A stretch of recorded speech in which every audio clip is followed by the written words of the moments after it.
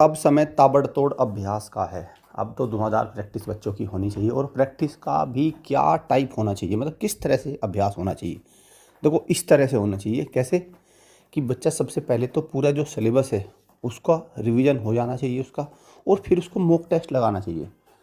तो जैसे हमारे यहाँ बच्चे दिन भर में इनका ये रहता है कि शुरुआत के 2-3 घंटे जैसे दिनचर्या स्टार्ट होती है तो सबसे पहले पूरे सिलेबस का रिवीजन करते हैं, और फिर आते हैं मॉक टेस्ट में।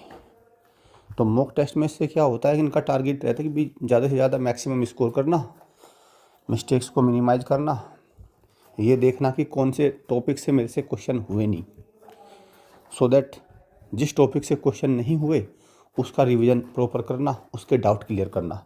और जब मॉक टेस्ट हो जाता है उसमें जो मिस्टेक्स इन्होंने कमिट की उनको अध्यापक से अच्छे से समझना, उनकी बारीकियों को अच्छे से समझना, ताकि वो आगे अगर वो मिस्टेक आगे वो अगर एग्ज़ाम में क्वेश्चन आए इस तरह के, तो उनमें गलती से कैसे बचा जाए, उस क्वेश्चन को कैसे अटैम्प्ट किया जाए।